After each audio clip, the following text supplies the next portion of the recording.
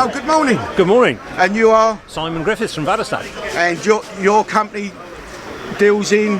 Drills and cultivation equipment. And you've got some behind you. We some have indeed. Big ones behind you, if I may say so. So tell us, while we're standing here, if you go stand alongside it, tell me what this does. Basically, this is one of our carrier range. This is a new model. We haven't had a 7.25 metre one before. And basically this is for relatively shallow cultivation, and it has a combination of setups, either normally 2 rows of discs and then a choice of packers on the back, with the option of 3 front tools to go on the front, be that levelling board or straw harrow or cross-cutter knives for chopping up, rolling, like a roller on a cover crop, that type of thing. Now, obviously, we're not allowed to talk about ploughs no more because it's releasing the carbons and that sort of thing. Now, this bit of kit will do nearly as good as a plough, will it? It will turn the soil out. It will. It'll make a nice seedbed, would it? Correct. Yes. Yeah. Typically straight after the combine. Yeah. So fairly quick in to give you a stale seed bed. Yeah. Working depth, we do different size of discs, so we can set it for probably maximum of about 5 inches in old money, or we can go, if we put a cross-cutter disc on a classic carrier, we can get right down to moving all the soil, but really only 3 centimetres or an inch deep. Because I mean, there's a phenomenon that's going around now. We're releasing the carbons, or we want to sell our carbons off, because they sell all their carbons off to abroad now, don't they? Yep. You know, and this sort of piece of kit would obviously do that, because you're only disturbing the top inch or 2 of the soil. Now, but what sort of size of tractor would this need? This will want a 7 metre. We say somewhere about 35 to 40 horsepower a metre. So 200 and bit over 200, 250 somewhere. That's a great bit of information about it, because farmers, if they're thinking about buying this bit of kit, and exactly what you just said, you need a metre. Well, 35 to 40 horsepower a metre. That's you can adapt it, and it doesn't matter then how wide it is. You just do the multiple. So, right. So parts for this. Now, obviously, they wear, fall off in the field, as we all know. Yeah, not fall off, but they wear. They wear. All right. Yeah. So parts-wise, can you, if a farmer's using this and he's done one field in a day and then realised he's lost a few bits and pieces of it, and he rings you up 5 o'clock at night, can you get it over the next day for him? Yeah. Well, hopefully the dealer's got them in stock here, because we'd encourage the dealers to have the right stock of all the right parts. We make all the parts ourselves. We're the only manufacturer who make our own discs and our own points and that sort of thing. Not an Indian-based company. No. We make them all in our own wholly owned factory in Sweden. So we have control. We have control over quality, and we have control over production. And so we make sure we've got the right thing. We know how many machines we're producing. We know how many parts we'll want. So we've got a lot of control over that. So we'd be in as good a position as anybody for a wearing parts point of view. Fantastic. Now, I know this is a big bit of kit here, but for a small, small farmer, he doesn't need such a big piece of kit. He hasn't got a 500 horsepower tractor or something. Do you do a smaller version of the same sort of thing? We do. We start at 4.25 metre, 4.25 in the XL format, which is what this one is. We do a mounted 3 metre carrier. So we start from fairly small. You'd only want 120 horsepower for that. So the cattle grower's growing a bit of feed for his animals. That's the sort of size he wants, and you can sort him out. We go this not this particular model, but the classic carrier goes up to 12.25 metres. So we do right from the very small to the big. So we've got plenty of versatility. Now I see something else behind you. Now, perhaps we can walk over there, because that looks a bit like old-fashioned cultivator to me, with the arms on it. That's about what it is. Yeah, but it's got a few good features on it. Right. So tell us about these features then. So this is a Swift. So this is a heavy-duty spring tine. You can see the tine goes. Spring time arrow, yes. The tine goes through the frame, clamped on either side of the frame, and we've got a big pigtail. And so that if we give it a kick, we've got a vibrating tine going through the soil. We make cultivators like a top down, which has got breaking the soil up, a rigid leg, which doesn't move unless you hit something. Whereas this one is designed to be vibrating. It's not break the clods up, to give a shatter, to give a fine tilt. Typically, the organic people like this because it's a multi-pass cultivation just to bring any weeds to the top. Breaks the weeds up and shows the roots. Then the frost kills them off, doesn't it? Exactly. So This is. I was only out demonstrating one of these a couple of days ago. It was doing a really nice job where they sprayed off some black grass. But I'd love to come along one day and perhaps if you're doing an exhibition of some sort, and show the viewers what your machines can do. Really, because yes, you know, because the average person on YouTube, he thinks a farmer just throws a few seeds in his ground and he comes along and harvests and he sells them, makes a fortune out of it. You know, don't have to buy any. I mean, but this sort of piece of kit, so the price range. I mean, you obviously got prices with the dealership and one thing, you know. Exactly. But sort of what sort of. You're looking. It depends on the size and the spec and the model and whether you have, the tiller on the back, for example. Yep. But you're quite easily in the. This is a 5.6 metre one, and you're quite easily in a, retail price of 60,000, that sort of thing. But you got VAT with that, but you're not charging VAT. Yeah. Now, you did mention these things on the back here for. Now, is that to flatten the ground off afterwards? Save a roller pack or something like that?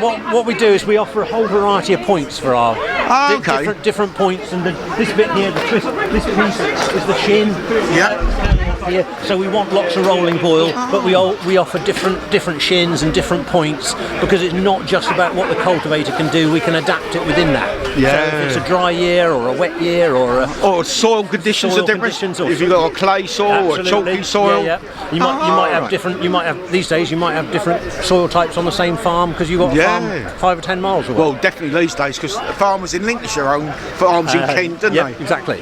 So I mean, it's all about the right tools for the right job. So obviously, you're established. You've got to make company. it adaptable. If you're spending the sort of money, you want it to be adaptable. And if you're going to buy, you want a machine that'll do lots of jobs. It's no good buying several different machines to do and having tractors go up and down fields. And because we talk about economy on tractor fuels and one thing, and one pass, direct drilling and all that sort of thing. I'm a bit against direct drilling, but that's another story for another day.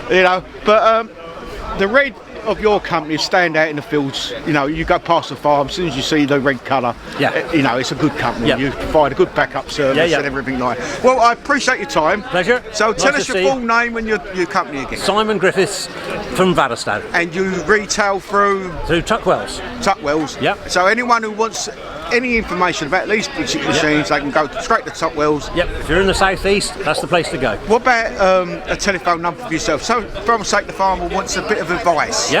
Mobile number. Could he ring you He guys can up? ring me. Yeah, no problem at all. He ring me on 07887 71150. Much appreciated. Pleasure. Really nice to see you. Thank you very much. Cheers. Good morning. Good morning. Your name is? Simon West. And your? Product demonstrator for Tuckwells. Excellent. It's just the person I want to speak to. Now, tell me, what have you got on show today here? Multiple. We've got Verdestad. We've obviously got John Deere, we've got Kramer, we've got Grimmy, we've got Bailey as well as Pottinger. So what's your main tractor you sell?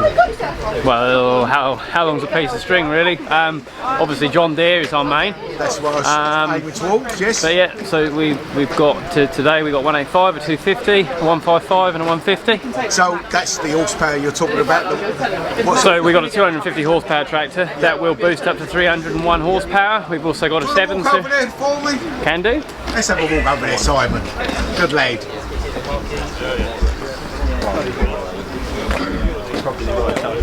Morning, guys. Right. What have we got here? Oh no! Of all the people, we're going to stand here and watch it. It's always people that want to tell me about it. Our own employers behind me. We don't talk to them, do we? No, we don't. We don't want to talk to him. No, right. Simon. No. Yes, please yeah. I'll be sensible now. I'll get my face on. Hey. Yeah. What? Please ignore the rabble behind yes, you. Yeah. It's very hard to, but okay. Right. So this is a 6R250, right? Yeah. Go on. You should tell him, okay. Yeah. This is our 6R250. It's a 6-cylinder engine. Yep. It's got 250 horsepower when you turn the key on, but when the intelligent power management kicks in and the torque boost comes in, our optimum torque boost is at 1850 RPM. So after that you'll get an extra 40 horsepower, so you're looking at a 300 horsepower tractor here. Now that all sounds great to the average Joe who's just going to jump in and drive it. He's just going to turn the steering wheel. Now, farmers of old and old people like myself want to know about, it's great having all them electronic bits and pieces, but will it do the work it's there for? Will it plough the ground? Will it cultivate? Will it? It'll do absolutely everything you want it to do. It's such a in a climate-controlled cab? Climate-controlled cab. The seat, you've got Command Pro in it now, which is our premium, I'd say. Everything is at the touch of your fingertips. You can then program the control to do absolutely. It's got 11 configurable options to it. It's we haven't got the dome on at the moment. We can run guidance on it. We can have machine sync with it because it's running the right settings on it. Yep. What else is there? They are a popular tractor. And has it got Wi-Fi? Because that's what the young people want in the cab. You can have Wi-Fi setting up on it. Yeah. What? Because for all the heroes out there that want to have an iPad in the corner, they can do that. Yeah. Well, with sat-nav these days, you can steer at the end of the well, this field, one we can have it so it will turn at the end for you. Really? So it will turn at the end for you. It will then do your main straight. It will do a curve for you. The only thing it needs is somebody sat in the seat to make sure the sensor doesn't go off to tell you that no one's sitting in it. Right. Now, this one hasn't got a PTO on the front of it, is it? No. Is that obviously it's got a sort of a 3-point linkage on the front of it, is it? Yeah, hydraulic 3-point linkage. Yeah. But can it come? This size tractor come with PTO? Yeah. That'll be in the option pack. You can put a PTO on the front of it if you wanted to. But like I say, this has just got a standard 3-point linkage. It has got selective control valves on the front that's fitted for you. Because after all, if you make a good use of a tractor of this size, you want to put an inlet on the front and 2 on the back, sort of thing, don't you? Yeah. You know, one pass as well, like one pass. Yeah. So you could have a springtime cultivator on the front and a combination drill on the back if you wanted to. Yeah. I mean, it's drawn towards the arable farmer, isn't it? You know, not a cattleman or a sheep man. No. It's more like the contractor as well, isn't it? Really, it's a contractor's tool. Yeah, definitely. It's a very popular tractor. It's very powerful. Power density is there. It is a very good tractor. And what sort of license do you need to drive one of these? Depending on your width, someone will probably tell me wrong, but depending on the width, if you are 16 and passed your tractor and tractor test, which I believe is 2.45 centimetres, if it's underneath that, you can drive that on the road at 16, assuming you've passed your tractor licence. However, because I'm assuming you don't bike to school every day. No, I wish I did. You can jump in that and drive that home if you wanted to. Now, it seems a bit crazy for me because the accidents on the road. I mean, because these are travelling on roads more than they are in the fields these days with traders on the back carrying bits and pieces. But for a 16-year-old kid, well, I can't say that, can I? A 16-year-old person driving where normally you'd need an HGV licence. Yeah. You know? Anyway, we diverse. So that's your biggest one. What's your smallest one you got on show today? We've got 155M. This is probably our basic tractor. Right, that's great. Let's have a look at that then. This would be more your sort of stockman. I can't say stockman nowadays. I'll get in trouble for that. Stock person, yeah. Yep. 6155M is a very basic interior. Very simple. Horsepower wise, 155? 155 horsepower. Yep. This would be a smaller wheelbase than the tractor behind you, only just though. Would it go in a shed? Depends how big your shed is. Yeah, I mean, for cattle wise and dairy farms. This would be a popular dairy tractor. Yeah, dairy farmer, stock person tractor would be ideal. Yeah, and you could put a 4-loader on it, could you? Yeah, you could put a 4-loader on the front of it. Great visibility, great cab. It's got the slightly smaller doors compared to the panoramic doors that we do. Okay. Which are better because they don't catch the wind. So you've got side lights on. That's good for when you're feeding, isn't it? When you're feeding the cattle in the barn, you can actually see where you're feeding, can't you? You can see where you're feeding. You can see the barn for a start, which is always a plus. Yeah, you're not knocking the end RSJs down all the time. No, you don't want to do that. You don't want to do that. So yeah, that's our basic. You've got two extremes. You've got the stock person tractor. Yeah. But equally, would work great on an arable field. Yeah. If you chucked a plough on that, that will pull a 5-furrow plough no problem. Now, we all know about cattle and how their muck rots tractors. Are they plastic wings on these or are they metal wings on these? What do you mean wings? The wheel arches, sorry. Oh, the wheel arches, they're plastic. So that would be, so you wouldn't have the corrosion effect of the animal muck anyway? No. Well, you've got to, there's a lot of money sat here. Yeah. There's a lot of money sat there. Yep.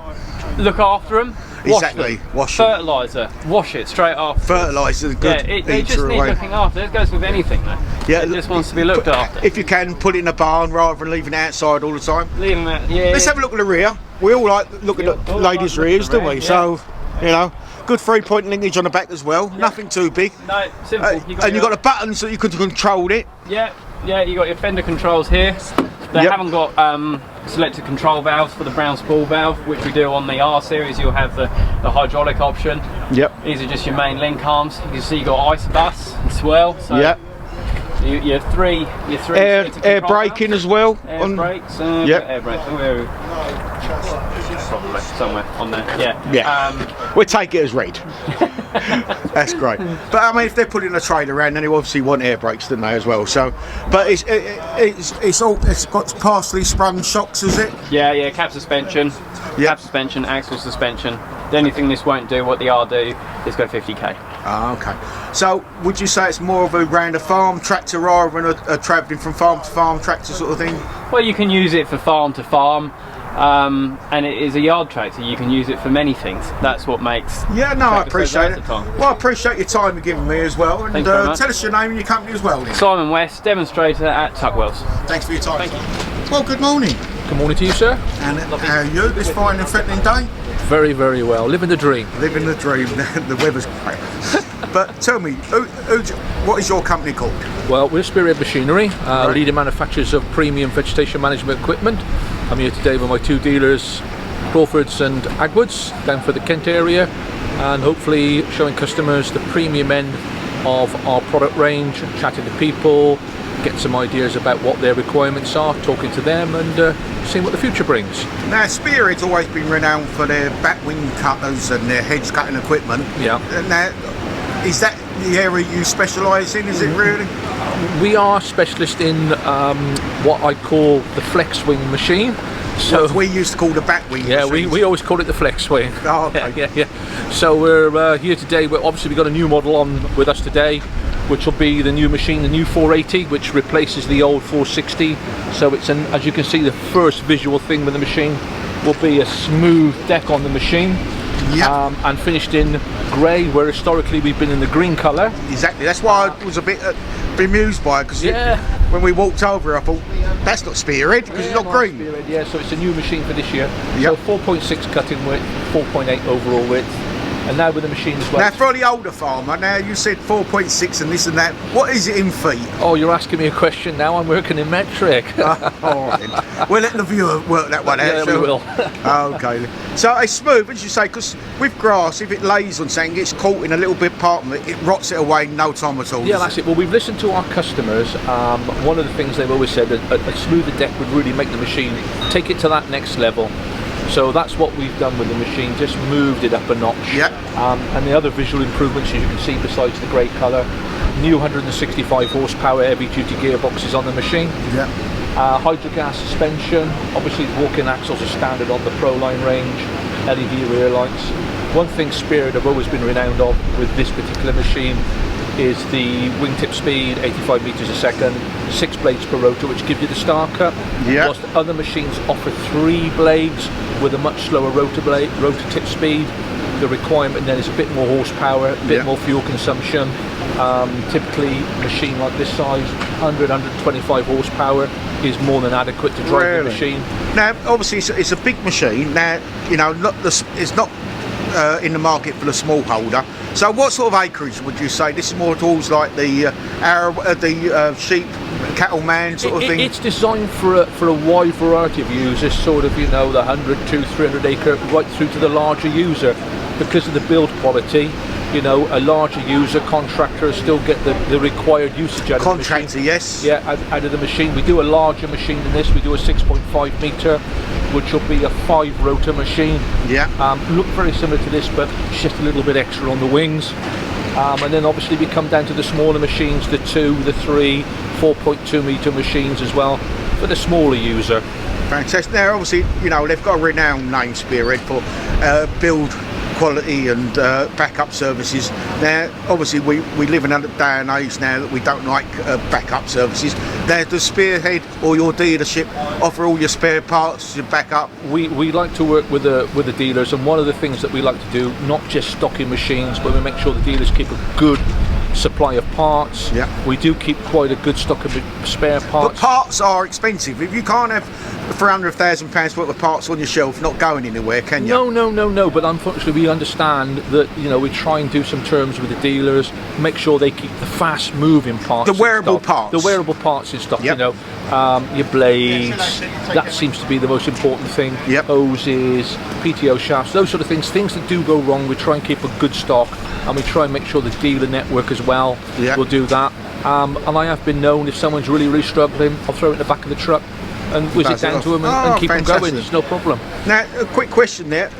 Now, if I was say I was in the market of buying this, I don't really want to speak to my local dealers because he might not give me the same advice. But can I contact Spearhead direct and get some advice off you guys? Absolutely. Spearhead team and myself and all my colleagues, we're always on hand, always happy to talk, happy to do a farm visit, come out and just give you the advice. I'm not going to sell you the machine, I'm just going to tell you. Because they might, at the dealership, they might feel a bit pressurised to buy something. Whereas if they speak to you over the phone, you can give advice, good advice, and all what you've told me, and they can walk away and they can make their decisions in comfort, can't they? We are in it for the long term, so we're talking to customers already for next year, and people that are thinking about it with all the different schemes going on.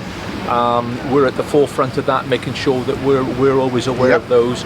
So we always consider a customer as part of our business, as a partner.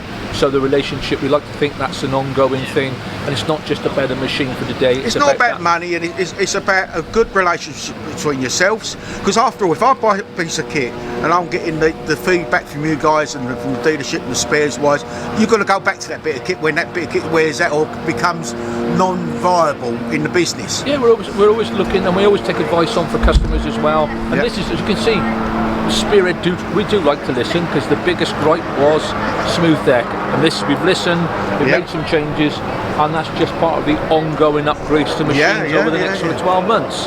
You say about paint though, now obviously because of rot from grass, it's got an acid effect. Yeah. Now, is it primed and that sort of thing? It's primed and it's powder coated, so we do try and make the machine as tolerant to the environment it works in as possible.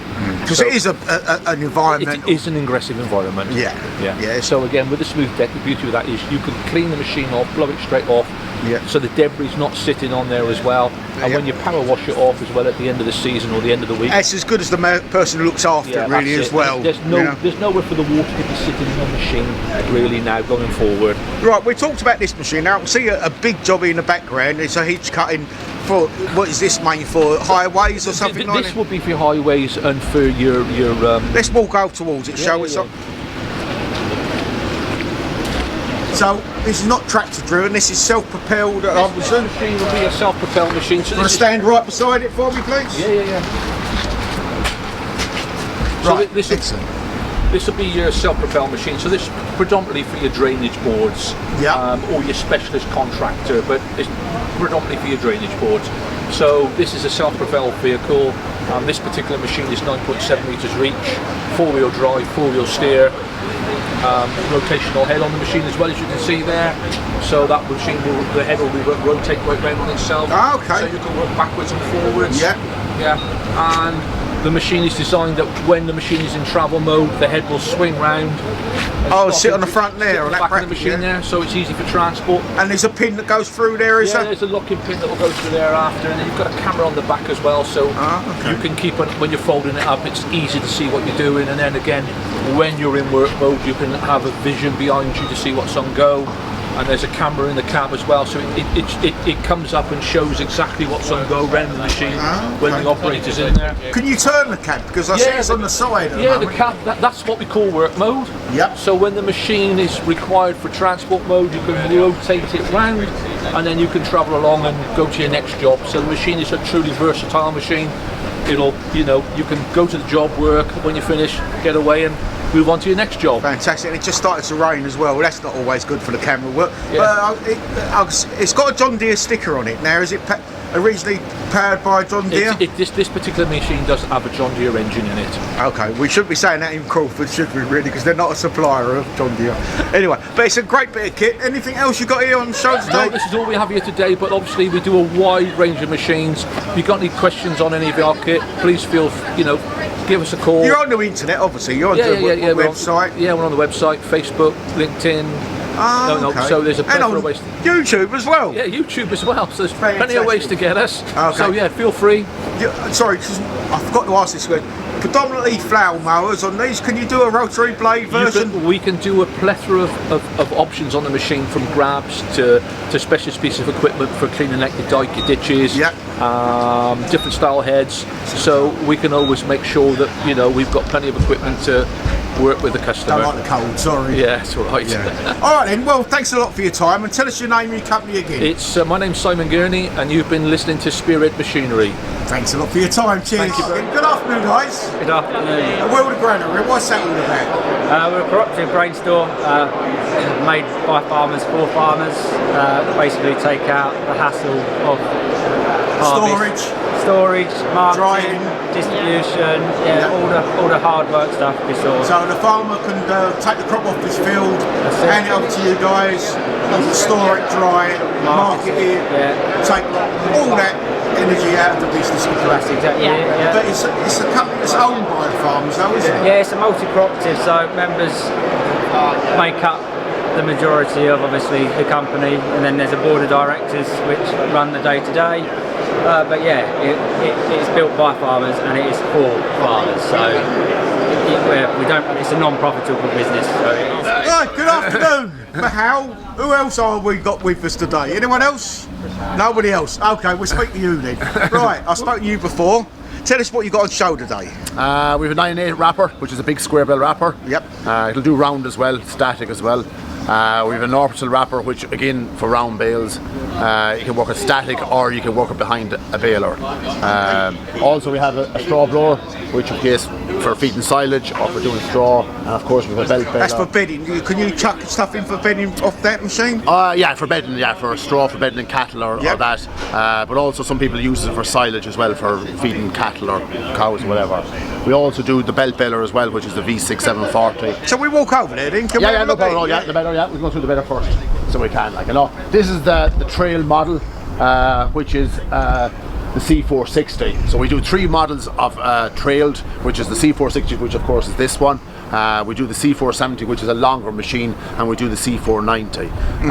The C490, of course, is 2 floors. It's got 1 floor on the front feeding the bale in, but there's another floor at the back as well. A walking sort of floor? Yeah, like a walking floor. So your back floor can feed the front floor, and of course the front one can then feed into the rotor and the flywheel. Can you have 2 bales in it? Because I see you've got a back door in it. Could you put 2 bales in it? Yeah, you can put one in the machine itself, and of course McHale's will put a curve in the back door, so that you can fit another one in the door. Yeah, because you don't want to go backwards and forwards all the time. Exactly. You want to do the job once, and once only, less diesel for the tractor, less wear and tear on the machine, isn't it? Exactly, it makes more sense to do it that way, So that's and also again, a typical McHale, everything is on it as standard. Your wide angle PTO shaft is standard. It's got the bigger flywheel in it. The flywheel again is separate from the rotor. So once you put on that PTO, you can get your flywheel up to speed. You can then flick a switch in the cab, of course, and that engages your rotor. And then you can flick another switch, which of course engages your floor. Now I can see on that it's not got a PTO connected to it. Is it strictly hydraulically driven? It should have a PTO on it or such. Oh, is this because of health and safety on this site or something today? No. I think we should have had to put one on it, but we weren't going to put it on the tractor first, and then we thought we'd just put it on the tractor. There's 2 schools of thought on that as well. That for health and safety wise, hydraulically driven, you have got no rotating bits of equipment running around for the farm, because obviously the farmer's going to jump out his cab and do bits and pieces, and if he's got a rotating shaft, it's dangerous to the farm. But also there's a school of thought about hydraulics is a fixed driving force, can I say? Right. And it's constant. There's no, like with a PTO. Yeah, you're going to torque basically, As it is now, it cannot be run up. If anybody got in that tractor and run it up, and the PTO, it's a danger hazard. So basically all we've done, left the PTO shaft at home. Yep. So nobody can put it in the gear and fire it up. That's fantastic. So that's the information we want to know. Quality machine. Yep. quality machine. It's Irish built, but it's made properly. Well, they have got a bit of a name for themselves. You know, McHale is big in the industry, isn't it? So Dodgy old crew, but they're good. well, I've spoken to them 2 years on the trot, and I think they're a really good crew. And I've been to Ireland many times, Robin, and I love they're them. nice people to deal with. Yeah. And they're nice people to make machinery. Yeah, they're fantastic. Right, so that's your barrel. What do we call that again?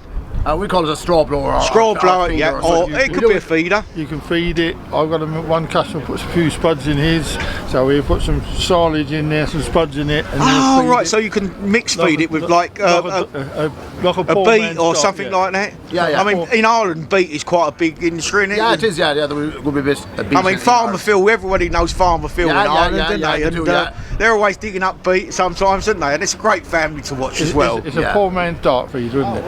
Yeah. Because you can put spuds in it, silage and straw in it, and feed it out. Fantastic. All right then, let's move on to another bit of kit behind it then, shall we? Yeah. Sorry, I forgot your name again. Kieran, sorry. Kieran, thank you for your time. And you are? Robin. Robin, that's a great name, Robin. I know. Right, so we've got a round baler here. Yeah, So what sets your round baler apart from your competition? McHale's, they're always 99% of the stuff is on it as standard or such or whatever, but they always try to move things on to another level or such or whatever. Yep. It's like your drop down floor mechanism, which is just behind the pickup, that if you block it, the floor of course drops down. It's in the down position there now. Yeah. But what we've done now is, as the rotor is feeding the grass or the straw in, the floor can move down a little bit to allow it to grid easier. So again, it's easier on the tractor, it's easier on your chains, it's easier on your shafts. So they're always thinking of the next level. It's like your gearbox is driving from both sides. It drives your belts, of course, from one side, and across it drives the rotor from the other side. So it divides out the power, makes it that bit easier to drive as well.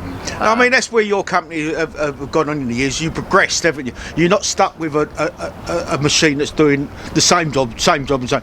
As you just said about it's driven off both wheels, you're lowering off the bow onto the ground, less damage to your roll and everything else. Yeah, we're always trying to think at the next level as well, and we're always thinking as well in the future as well. These balers now, the tractors are getting bigger. That's why we have 5-ply belts on them as well, which is stronger again. You know, we're thinking of the future. The one thing for Robin here, because they're like a good dealer, is that that particular baler, 90-something% of it is the same as what's in a variable fusion. Okay. So a lot of these variable fusions are on 200, 300 horsepower. So it's easier for this man. It's one belt, one roller, one everything for the parts and stuff like that. So even if it's a non-chopper belt baler, or if it's chopper one, or if it's a fusion, the same components straight across the board. Same as your straw blower, same as your mower, same as everything. We're trying to keep the components the same. But that's good. We used to have a British standardised industry years ago where we had a British bolt that was a Whitworth bolt, and everyone used a Whitworth bolt. And now we're onto metric, and you're doing the same with the machine. If it's using the same rotors, the same wheels, the same everything, so you can mix and match from different machines. Is that what you're trying to say? Yeah, exactly, and mix it from everything. So then it's better as well then in the future. For spares wise, it's fantastic because you ain't got to have a stock of this one and a stock of that one. And for this dealership man here, he hasn't got to pay out £300,000 for spares that he's never going to use, is he? Really? Exactly, and it's one thing, and it's easier for the farmer, the contractor, and the dealer, of course. Oh, yes. It's easier across the board. Yeah. I mean, this is a contract machine, isn't it? Really, I mean, it's ideal for the contract. It's big. It goes into a farm, does a day's work, finishes the job, and he's on to the next job the next day. Isn't it? The only thing is that you're getting a lot of farmers buying them as well, because you know when they want to go. Well, I know last year was different with the weather, but when they want to go, they can go as well, but we always make it simple. Our attitude is make it simple, make it reliable, and that's what we're always trying to do, and put the stuff into it, as such. And we're always changing and little bits and pieces here and there across the board. And it's like your belts there. You've got a double drive on them as well. If you're baling in the rain and stuff like that, I know you're not supposed to be doing it. The belts keep on driving and stuff fantastic. like that. Now, we talk about wheat straw and barley straw and grass, and what would this machine do all of that? Yeah, do all that, and that's the one thing McHale's always had as well, is that it can bale different types of crop. Yeah. And I mean, they're even baling OSB, is it oil sheet rate now? Because the cattle industry is looking for more bedding. Yes. And they've went over to sawdust, but that's got its environmental bits and pieces with it. But you know, if we can use all these different straws and we've got a machine that will bale them up, why not? Yeah, exactly. You know? And like it's like we can do that, and we can change settings to make sure we can do that. We can change your inner core settings, we can change your outer core settings, and all of that. Even down to the stage now, you can even change the tension of the net from the cab. Really? You know, it's just so simple. So a man in the cab, he's just playing with his buttons, and he can change every parameter. Yeah, you can change the like the mount in it, of course, but he even can change the tension of the net. The reason for that, even that something simple like that, is that if you get very warm temperatures, like we had last year, you can let the tension down a little bit. Oh yeah, because they're going to expand. You don't want them tightening too much, do you? No, you don't want to tighten too much, and the stuff is very, very dry. It's like if you're baling straw and it's very, very warm, it's very dry, it's very explosive.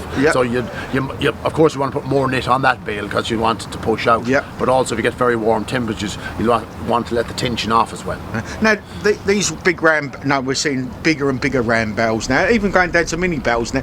We go up from 2'6", of course, all the way to a 5'6" bale. Like, 5'6" bale. Yeah, but the thing with the McHale is that if you want to put the stuff into the bale, you can do it, and of course the baler is built strong enough to take that pressure as well. But like it's like years ago, like, you know, if you made a 4-foot bale, you know, yeah, there was a fair bit of stuff in it, but nothing to what can be put into a bale now. No, that's right. When you do this, you have to make the baler to suit that, and like that baler there is just over 4 ton. You know, and so you have to strengthen it. But then the problem is that you might get a lad that might put a 100 horsepower tractor on it, but then you get another person that will put 200 horsepower. So you have to build it again to suit that. Okay. Well, I appreciate your time and giving me one last quick question before you go. Now we talk about tractor sizes. Now, what would be the ideal tractor for both implements here? What would you put? You'll be 80-90 horsepower on this, and that would be fine enough for that. And that's your dairy man, isn't it? Size of tractor. The sheep man, isn't it? Yeah, anything like that. And then for this one here, the contractor, 140, 160 horsepower. Oh, as little as that, really? It's amazing now, like in past 2 years ago, how well stuff is machined. The principle of a lot of stuff, to be fair to it, is much the same, but it's the machining side of it is an awful lot better now. Your gearboxes and everything, the way the machine your gearboxes and all that sort of thing. Yeah, and that's why your horsepower is a lot like less than what it was years ago. Same in straw blowers and all that. Everything is so well machined now. Same as mowers as well. Like McHale is widened out into the McHale. Oh, you've got a mower behind you. Did you tell me about that? Yeah, so we've got the front and rear mower, but like the horsepower per foot isn't as much now as what it was years ago. And the reason why it's down is the principle of a lot of the mowers is the same, but your bearings are bigger, the way the gears are done, the way the gears are machined, even the way the beds are made now are a lot better. And that's where the whole job is better. That's for this. Why are you there then? Let's talk about your mowers. Yeah, no problem at all. Yeah, no problem at all. We can have a chat you about them. Now, there's like I say, they've always been in the sort of A industry, so tell us about this. Is it a new bit of kit or is it? Yeah, we've been out now. We'll say it's been in Ireland for longer, of course, but it's over here now. It's really got going over here the last, we'll say, 3 or 4 years, but it's probably 6 years over here now. Like, you know, I suppose again, typical McHale.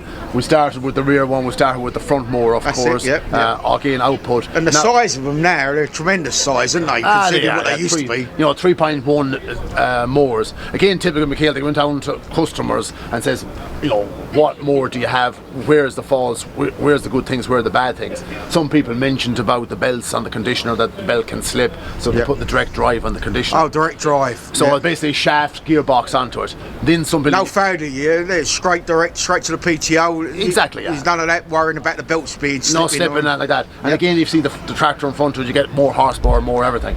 So what we did then was some people then said they're on Lucerne and they didn't want to batter the leaf of the grass. So what we did then was we put a 2-speed gearbox in it. Oh, okay. So then if you're on a heavy crop, of course, you put it into 1,000. Your bed is still doing the same speed, but of course your conditioner is doing 1,000. But then if you went into something like Lucerne and you want to batter the leaf, you would flick it into 700. So like, from a layman's point of view, when you talk about them strange names, say for a soft crop, a new crop of grass, you can put it on a lower speed, so you're not whacking it all down. But if you've got an older grass, say a second cut or third cut, you can put it in higher speed and you can whack it down and a faster forward speed. And you can knock it down quick, or you thought the rain was going to come down. But if you're on that, as you said, like a first crop or something like that, or even a light crop, you can put the conditioner into the lower box. Your bed is still doing the same speed. Your bed is still doing like 3,200 RPM, but it's just slowing your conditioner down, so it's more gentler on the crop. or if you're on a heavy crop, you can get it through quicker. Okay, now, is there any adjustment on these back wings on it? Because obviously you want to, when you cut a crop and you want to bale a crop, you want to put it into its narrowest form, doesn't it? Some people, like last year, for example, when the weather was so good, what they did was they spread it full width, like, you know. Yeah. So you've got your wings here, you just loosen that off, right, yeah. and you spread that out, and the same thing the far side here. So if you want to dry it, you spread it out and throw it about. Exactly, spread it out. But if you want to bale it, narrow it up, job's narrow good. it in, just narrow it in. And then you've got your fins in the back here as well, and they're just to divide and spread the swart evenly. Yeah. That's the reason for them. Quick attach blades, of course, on the thing is just... well, we got to these days, haven't we? Yeah, everybody has that. That's the idea of the bracket there for it. Is for now, that. for transport, now, obviously it's in the field there, so for transportation... She comes up and over. Up and over, sits behind the tractor. Sits behind the tractor at an angle like no that. No overhang. Yeah, no overhang, and it sits at an angle like that. So basically, as your weight is then even each side. Yeah, well, I appreciate you giving me your time today. No problem. And it's loads of information. I'm sure a lot of viewers will take heed of what you just said. But before you go, tell us your name and your company again. McHale, Kieran Hughes. Kieran Hughes. Thank you, Kieran. Thanks for your time. Thank you, Cheers. gentlemen. Thank you. Well, just before we leave the McHale people, we've got to say hello to this poor lady in the front. She's been working all day long, grafting away, serving everyone with burgers. I've just had one of your burgers, they're very tasty, thank you very much. And tell us your name first. Flock. Flock. Flock. Okay, and where are you from, Flock? Romania. Romania. Thanks for your time and thank you for your energy today. welcome. And looking after these nice people. Alright? Cheerio. Haulage, man. McHale haulage. Drawing. Now I've seen you on the road quite a lot. Tell us a bit about your company then. I don't talking. No, I don't do Father talking. and son. Who's the prettier one? He is. Oh, he is. Well, not talking to him then. He's got more hair than me. Is he? So you do hay, screw or livestock on the road? Don't do livestock anymore. No? Do you look after these guys with the... they're all laughing. Don't worry about them laughing in the background. No, I'm not worried about them. Yeah. But how long's the company been in your name? 1985. Really? You're not from round here, are you? From that accent? Yeah, yes. Sussex born. Oh, Sussex. Sussex bred. Strong in the arm, weak in the head. So what sort of fleet do you run? All sorts. Yeah. Flats, curtain-siders, Moffats. Fantastic. Low loaders. 24 hours a day sometimes? Well, when we're allowed to. I mean, I don't know how true it is. They tell me you can't cross the bridge no more with straw. Is that correct? The Dartford Bridge, Dartford Crossing? Or is that just a fallacy? You have to. Yeah, you can. Yeah, you can. Yeah. So I thought they put a stop on it because the straw blowing off. And Not over the bridge, through the tunnel. through the tunnel. That's probably where I'm putting it from. I appreciate that. You have to sheet it. You have to sheet it now, do you? I mean, because if you're Sussex based and you're delivering in Essex, you've got to cross the water somehow. Yeah, you have to sheet it all up. Really? So what you go through the tunnel, sheet it up, and you come back empty, and you don't have to do nothing. No, that's right. Yeah. Fantastic. Big business. Good business. Every year's different. Really? Yeah. And so do you buy your hay and straw in and sell it on, or do you just do it transport wise? We buy and sell it and do the transport. We do a bit of everything. Jack of all trades, eh? Yeah, master of none. Well, I won't go that far anyway. Right, just before you go, your name and your company's called? K. Drury and Sons, and I'm Kevin. Well done, Kevin. Thanks a lot. And the son is called? Tom. Tom. Yeah, K. Drury and Sons. Thanks for your time. Cheers, guys. Thank you. It's been a long day. Good afternoon. And what are you doing at the show today? I'm John Sands of Links Engineering. Yep. We're the importers for Stoll loaders. Okay. We supply Deutz with their loaders to go on the tractors, loader ready from the factory. Oh, so you sell directly to Deutz? We sell directly to the Deutz dealers. Yep. On behalf of Deutz with the Stoll loaders. Yep. Oh, and obviously all manufactured in house, are they? Yeah, the Deutz loaders are the Stoll loader manufactured in Germany. Oh, okay. Yeah, would have been a Deutsch name, and it a bit of a silly question that really was it. But are you the main dealership for them, or do you supply the main dealership with No, them? we're the UK distributor. Oh, okay. For Stoll loaders. Yep. And amongst that, in the portfolio, we have the Deutz loaders. Yep. We also have New Holland loaders and aftermarket loaders for case. Okay, so you supply everything then? And then we also supply Stoll loaders to other brands as well, just in Stoll colours. Okay, and where are you based? The company's based in Northampton. Okay. I myself live in Cornwall and I cover the south border. I do some of the dealers in Kent, and my colleague does the rest of the dealers in Kent. Oh, fantastic. But obviously, if someone wants to contact you, they can go via the internet, can they? Yeah, Links Engineering, lynx-engineering.co.uk. Fantastic. But if they want to talk to you, is there someone on the end of the phone they want to have some advice about your loaders? If they just phone into the office, they will put you in touch with one of us salesmen. When there's 3 of us cover the mainland UK and 1 in Ireland.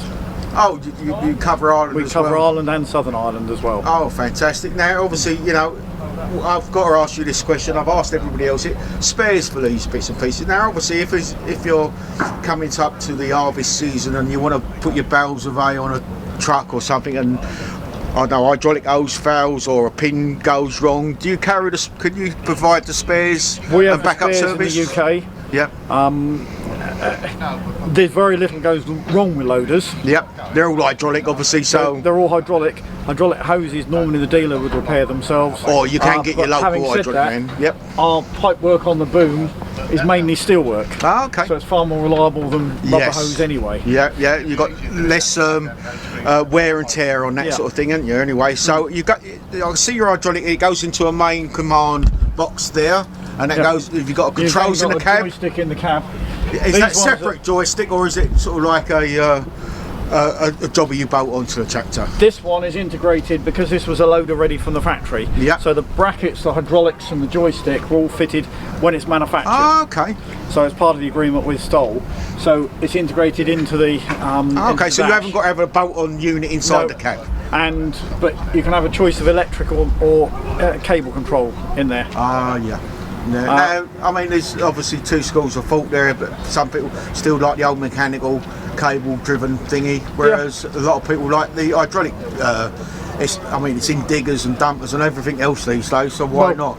What I'd say to you is 34 years ago, I was working with Howard Farman with loaders, and in those days we started bringing in cable control, because before that you just had levers on a spool block. Oh, right, yes. And I can remember the arguments with the farmers then saying, well, we don't want these cables, they're going to pack up on a Sunday morning and the rest of it. But it's been proven over the last 30 odd years that they're reliable. Yeah.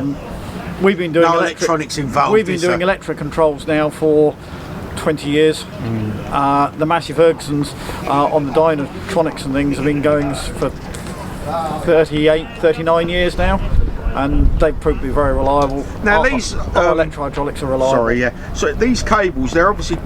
Do you pre-pack the cable core with grease or a lubricant that they won't seize up and the rain won't get inside them and rust them away? And they're basically they're pre-lubricated. Yep. And they're sealed Sealed either one end. They're attached to the spool block the other end with nowhere for the moisture to get in. That's the thing, they don't rust up or whatever like that. Okay. Well, I appreciate your time you've given me this afternoon, and I'm sure the viewers will be interested in what you've got to offer. And just before you go, tell us your name and your company, please. I'm John Sands. I'm with Links Engineering.